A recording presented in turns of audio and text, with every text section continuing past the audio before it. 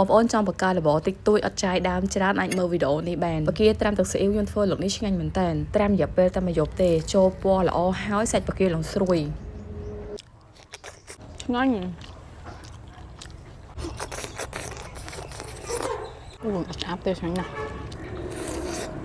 ចំណុចសំខាន់របស់បកាត្រាំទឹកស៊ីអ៊ីវនេះយើងបាច់ត្រូវការគ្រឿងច្រើនទេដាក់ទឹកខ្ទឹមបារាំងមួយមកបានហើយបើសិនយើងប្រើផ្លែឈើផ្សេងៗវាអាចធ្វើឲ្យទឹកត្រាំទឹកស៊ីអ៊ីវហ្នឹងវាឆាប់ផ្អូមហើយមួយទៀតបកាដែលយើងយកមកបកវាឲ្យស្អាតរួចហើយយើងយកអាចវាមិនបាច់ហត់វេះណាបងប្អូនព្រោះតែកាលណាយើងវះខ្នងវាទៅធ្វើឲ្យបកានឹងវាស្ដើងពេកវាចូលជាមួយទឹកស៊ីអ៊ីវវាឆាប់ដិតរសជាតិហ្នឹងចាញ់បកាមូអញ្ចេះស្រួយឆ្ងាញ់ជាងលាងវា4-5ទឹកឲ្យស្អាតសិនចាំយើងយកមកត្រាំជាមួយនឹងសូដាដាក់តកកន្លែងហ្នឹងសំខាន់ខ្លាំងមែនតើបងប្អូនត្រូវលាងវាឲ្យស្អាតខ្លាំងសម្រាប់គ្រឿងយើងយកមកធ្វើបងប្អូនប្រើតែខ្ទឹមបារាំងតាមមុខក៏បានដែរបើសិនជាចង់បានក្លិនផ្សេងណាដែលខុសប្លែកពីគេយើងអាចលួចស្លឹកខ្ទឹមជាមួយនឹងខ្ញីបន្តិចពីរក្លិនហ្នឹងវាឆ្លះគ្នាបន្តិចទេបងប្អូនលីងគ្រឿងឲ្យឡើងឈ្ងុយល្អហើយចាំយើងដាក់ស្ករត្នោតចូលលីងវាឡើងឈ្ងុយល្អអញ្ចេះហើយចាំយើងដាក់ទឹកស៊ីអ៊ីវចូលបើយើងប្រើស្ករ1ខាំទឹកស៊ីអ៊ីវ2ខាំទឹកជាយើងប្រើ4ខាំខ្វះអត់បានទេគឺយើងត្រូវតែប្រើម្សៅស៊ុបមាន់នេះអំបិលយើងប្រើមួយចឹបមកដើម្បីកុំឲ្យចុះទឹកស៊ីអ៊ីវច្រើនបើយើងប្រើទឹកស៊ីអ៊ីវច្រើនក៏ពណ៌បការបស់យើងនឹងខ្មៅពេកដែរម្សៅស៊ុបមាន់យើងប្រើ20ក្រាមអំបិលប្រើ20ក្រាមដែរស្មើគ្នាទុកឲ្យទឹកស៊ីអ៊ីវរបស់យើងត្រជាក់សិនយើងយកមកត្រាំជាមួយនឹងបង្គា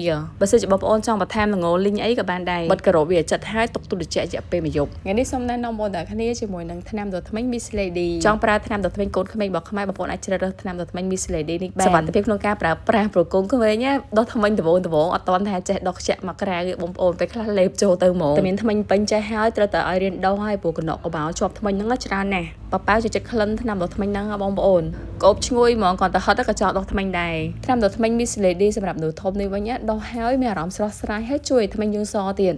នៅលើទីផ្សារមានហើយបងប្អូនអាចរកទិញបានបន្តមកមើលបកាត្រាំទឹកស៊ីអ៊ីវរបស់យើងម្លងមកយកអីចង់ញ៉ាំឲ្យរត់ជក់មាត់កុំឲ្យឆាប់តលាន់ណាបងប្អូនដាក់ខ្ទឹមពងងាយស្រួលហាន់រួចហើយយកមកច្របល់ជាមួយនឹងម្សៅអំពៅស្រួយបើធ្វើច្រើនយកវាទៅហាមសពទៅចាំយកមកច្របល់ម្សៅអំពងឆាប់ស្រួយល្អធ្វើញ៉ាំខ្លួនឯងអំពងទៅពីវាមើមខ្ជិលហាន់ហើយច្របល់យកតែម្ដងចេះមកមានសបកត្រីឆ្អើរសល់ទៀតយកមកបំពងជាមួយគ្នាតែម្ដងសបកត្រីឆ្អើរនេះយកមកញ៉ាំជាមួយគ្រឿងសមុទ្រចុងបងប្អូនឆ្ងាញ់លើសពីខ្ទឹមបំពងនឹងទៀតដាក់ទាំងសារាយសមុទ្រម្រះព្រៃ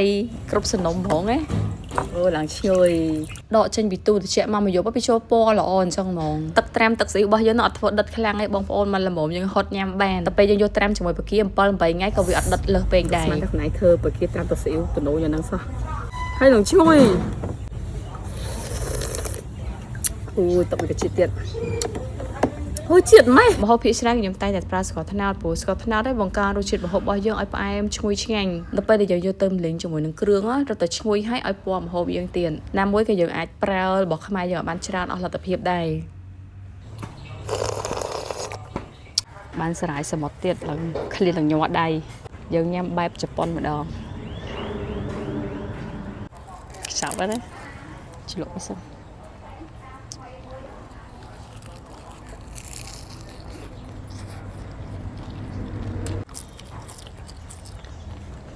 ឆ្ងាញ់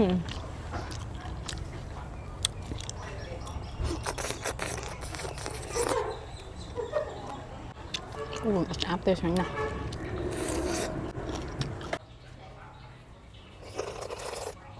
អត់ប្រៃទេបងប្អូនជាតិ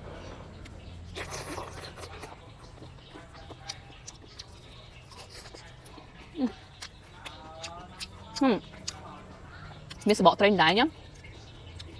ជក់ទឹកស្អីក៏ឆ្ងាញ់ដែរ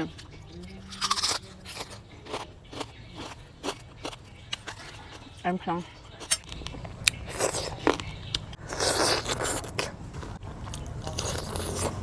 ខ្ញុំចង់ត្រាំបកា1គីឡូបាទ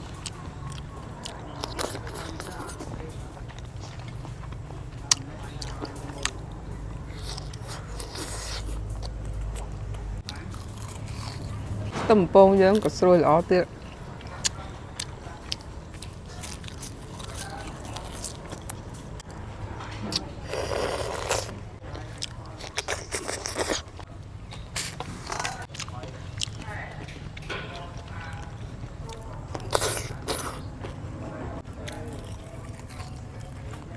ស្រុកមកបកាត្រាំទឹកស៊ីអ៊ីវនេះហើយយើងញ៉ាំសាតេក៏បានយើងយកមកញ៉ាំជាមួយនឹងសារាយសមុទ្រដាក់ឆៃថាដាក់ការ៉ុតមានខ្ទឹមបំពងបាច់ទឹកជ្រលក់ឲ្យស្រោចតែទឹក ស៊ីអ៊ូរបស់វានឹងក៏បានដែរហើយបើគេត្រាំទឹកស៊ីអ៊ូលុតនេះក៏ញ៉ាំបានដាក់ល្ងដែរបើសិនជាបងប្អូនចង់ដាក់ល្ងយើងលីងល្ងឲ្យឈ្ងុយហើយដាក់ត្រាំជាមួយគ្នាទៅក៏បានវិធីធ្វើបែបនេះបងប្អូនចូលចិត្តចាំចូល comment ផងអរគុណច្រើនជួបគ្នាវីដេអូក្រោយទៀតជម្រាបលាបងប្អូនទាំងអស់គ្នា